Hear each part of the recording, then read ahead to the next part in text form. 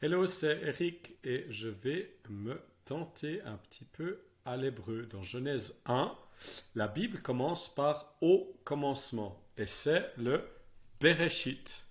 Alors, si tu veux vraiment un expert en hébreu, eh bien, il faut arrêter de regarder cette vidéo.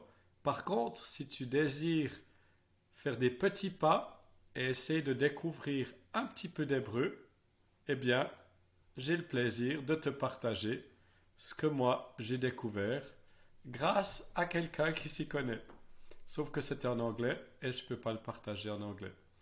Alors, le Bereshit, c'est le premier mot de la Bible. Quand c'est mis au commencement, les dieux créa, eh bien c'est le mot Bereshit. Et comme tu le sais peut-être, l'hébreu s'écrit de droite à gauche, contrairement à ce qu'on fait nous. Mais ça, c'est la langue de Dieu, donc c'est eux qui gagnent. Alors, Bereshit est composé des lettres suivantes. Attention à la prononciation. Bet, Resh, Aleph, Shin, Yod et Tau, comme un T.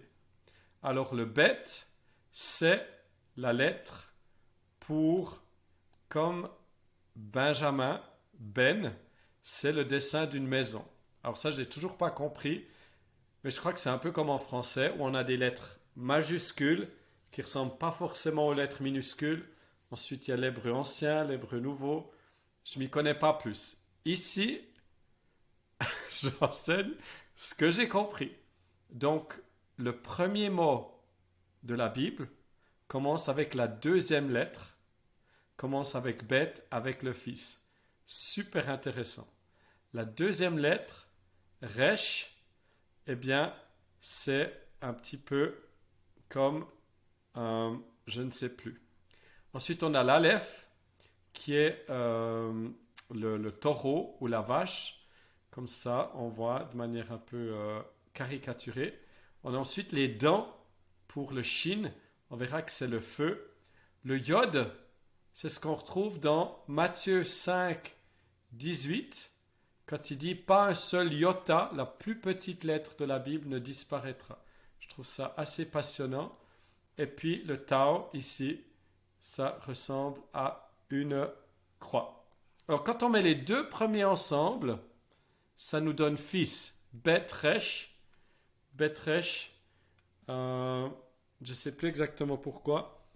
On passe à la photo suivante. Oui, donc le bet, c'est comme une maison, comme une tente vue de haut. Et le resh, c'est comme un visage. On continue. La tête de la maison, voilà, bet resh, c'est comme le bar, c'est le fils. On retrouve ça dans bar mitzvah. Ensuite, ici, on avait la troisième lettre qui était le aleph. Ça, c'était le taureau ou la force. Et puis on a ici le shin, c'est des dents de destruction et ça nous fait penser au feu, au buisson ardent. On l'a ici un petit peu plus clair, le shin, les dents de la destruction. Un peu comme dans le buisson qui ne se consumait pas. Et si on continue, on va trouver encore d'autres explications. Oui, si on regarde tout le mot, si on regarde toutes les lettres, on a ici la maison, le fils de la maison de Dieu qui est détruit par le bras de Dieu. Donc on trouve déjà la crucifixion dans le premier mot de la Bible, dans le Bereshit. Je le dis encore une fois, un petit peu moins vite. Je sens que je vais avoir pas mal de commentaires. Donc le fils de la maison de Dieu, il a été détruit, le feu, les dents, par la main, le bras, intentionnellement sur la croix. Voilà. Donc on retrouve dans ce premier mot de la Bible ce que Ésaïe nous avait déjà prophétisé. Dans Ésaïe 46, 10, je suis Dieu, il n'y en a pas d'autre, je déclare la fin dès le commencement, ou j'annonce dès le commencement ce qui va arriver. Sinon, on trouve que Dieu, la lettre de Dieu, le iota, le Y, Dieu, il débute ses noms, sa ville, avec la plus petite des lettres. On trouve l'humilité de Dieu dans, par exemple, Yahweh, ou Yeshua, ou Yerushalayim. Je rigole parce que, voilà, je fais avec ce que j'ai vraiment l'impression d'avoir quelques pains et quelques poissons. Dieu commence donc la Bible avec le Fils, donc avec la lettre B.